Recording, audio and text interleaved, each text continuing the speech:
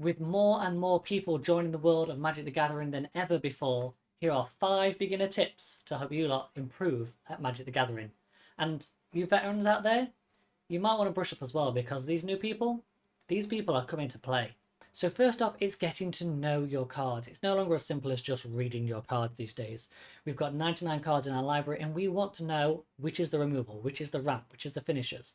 This will help you make better decisions when it comes to mulligans, opening hands, what to tutor for with different effects. You might not be playing your tutors in your deck, but your opponent may play a Wishclaw Talisman that gives you a tutor. What should you fetch? Yeah, you need to know what to look for. You need to know what your cards do and the role that they play.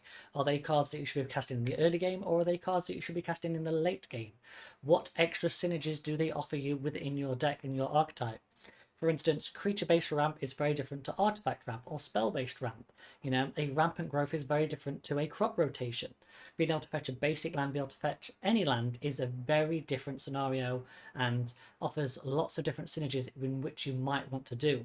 Obviously, I don't know what decks you're playing, but it's up to you to go through these cards or your cards in your 99 and understand the synergies that they offer within your deck and what they do.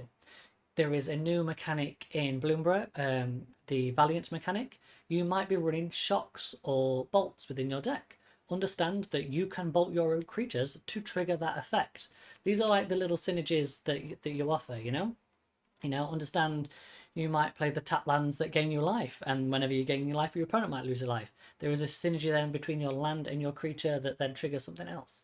So there is lots of synergies with commander decks and lots of things that happen and trigger, which can get very complicated very quickly. So it's really, really, really important. This is why it's number one on the list, that you understand your cards and their synergies and their roles within your deck and how they can work with each other. Yeah.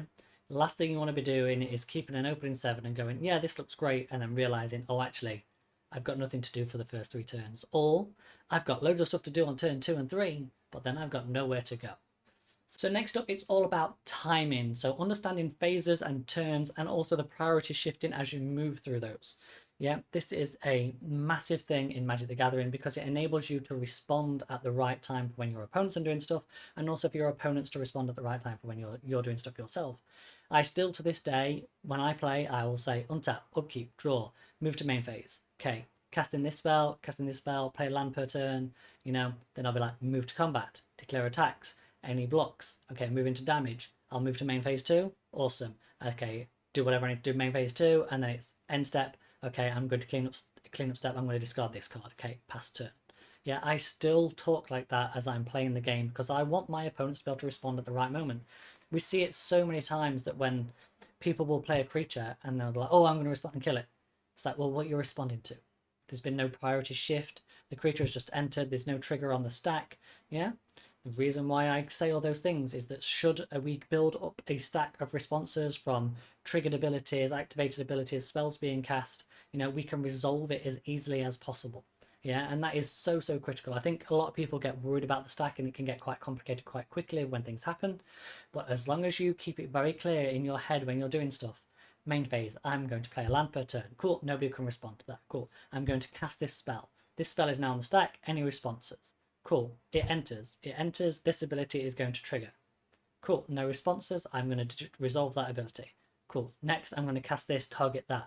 This will then be on the stack. This is going to target this, which is going to trigger this. So there's a trigger on the stack and the spell on the stack. Awesome. And then you can resolve them piece by piece. So when you start to break that down, you can start to see the layers on how everything is built up and what resolves first and where people's triggers and everything slide into place. And I think it seems very overwhelming and very daunting, but it's just taking the time to do that and understand those points. And the more you play, the more you'll understand. So if you're playing with a play group and you're new, just ask them to slow things down maybe if it's going too quick and you can't understand what's triggering what. Just say, right, can we just slow this down? So you're casting that, which then triggers this, Magic players love talking about their decks, and if their deck is popping off and being synergistic, they will love to explain everything that's happening. And then it can help you then to understand what is happening so you know at what point to respond. Okay? Tip number 3 is to use your second main phase. Now, this is one of the biggest things I think Commander players can learn from 1v1 Magic. Consider yourself having a board state. You've got a bunch of creatures on board, you've got a couple of bump effects, maybe you've got some spells in hand that you can cast.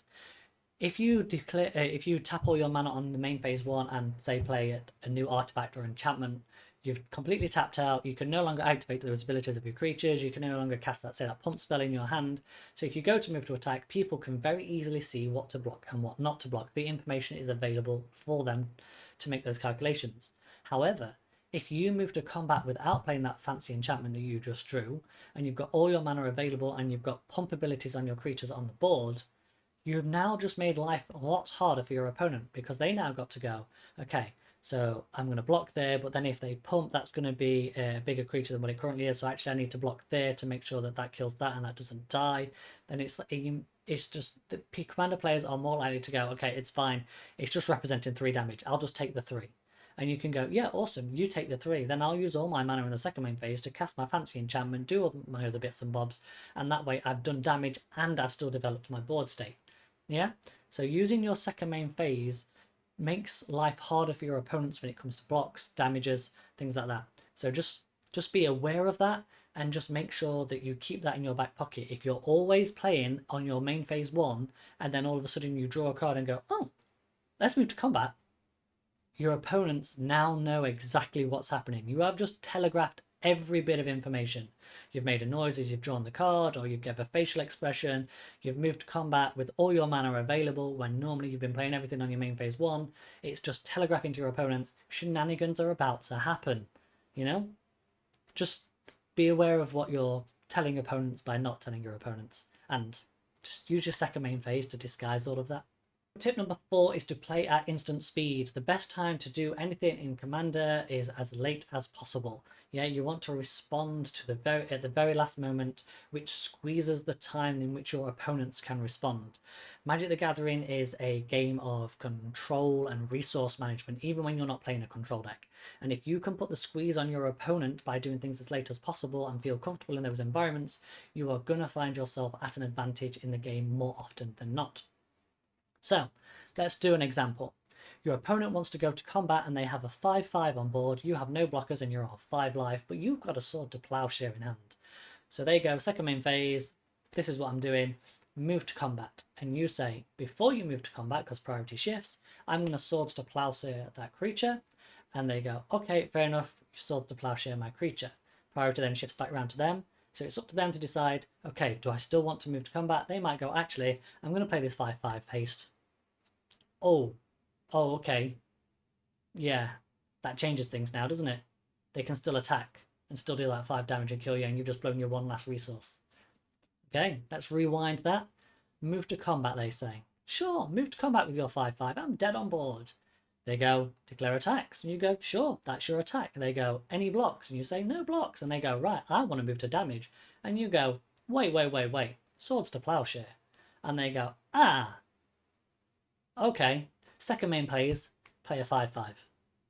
That's a very different situation, because the second main phase 5/5 with haste is no longer a threat to you because it's second main phase. Yeah, you're then going to get your turn, be able to dig for some answers, respond, get a blocker up, whatever you need to do to survive and potentially go for the win on your turn. Yeah, playing at instant speed and responding to things as late as possible is beneficial to you, and this all ties into understanding phases, steps, turns, priority shifts. Yeah, play at instant speed, respond to things as late as possible. This is the same with, sorry, just another one's just popped into my head. Scavenging Ooze, which is the 1 mana, remove something from somebody's graveyard. Wait till whatever they've cast is targeting something in their graveyard and then remove the spell that they're targeting. I had this the other day where somebody wanted to comment on the spell that it was casting. They casted it and they knew that they were going to get the big scary thing back from their graveyard, so they panicked and removed it from the graveyard straight away. It then enters and they just got something else back, so they still got value off that creature. If they'd have waited just a few more triggers, creature would have entered, targeted something in the graveyard, and then they could have removed what they targeted. It would have been a lot smoother operation for them, so they would have not got that value. Their opponent would have not got that value. So yeah, just respond to things as late as possible and use instant speed. There was a new sorcery speed spell that came from Bloomborough, which is destroy target creature for 2 mana in black. I think it's called Fell, which is a great removal spell. Don't get me wrong, fantastic budget removal spell. But it's still not as good as saying playing 3 mana at instant speed. You know, being able to destroy something giant that somebody's just played on their end step or as they move to attacks or, like, say, before combat damage resolves is so much better than killing it at sorcery speed. So tip number 5 is to keep your eye on what mana is available, not just on your side of the board, but your opponent's side of the board as well. Yeah, you don't want to be attacking into a board state with your opponents where all their lands are tapped down, and then they go, well, I'm going to block with all my mana dorks, and I'm going to tap them, and I'll just heroic intervention and give them all indestructible, you know, because then your attack has done nothing. You know, so understanding what mana is available through all the different means. There's creatures that generate mana, artifacts that generate mana, tokens that generate mana. There is now even creatures and spells which turn everything into mana dorks and all that type of crazy shenanigans that can happen.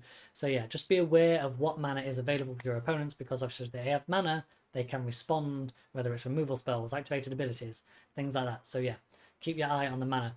And also, it's like, you might want to be able to attack and then activate abilities of specific colours. Yeah, you might have 3 spells in hand that all need, say, a black pip, and you've only got 3 black pips on board. You need to be careful in how you tap to make sure you can cast all those 3 spells. Same with activate abilities. You don't want to tap down a bunch of stuff to cast a spell and then in combat realize you've not got the right coloured pip available to activate the ability that you need to activate in order to win the game. So yeah, so just be aware of what mana is available to yourself, your opponents, so you can catch all the little nuances and intricacies like this. Also, understanding mana as well, like, and understanding how a lot of cards work, you can start to pick on information that might be being telegraphed without being telegraphed, if you get me.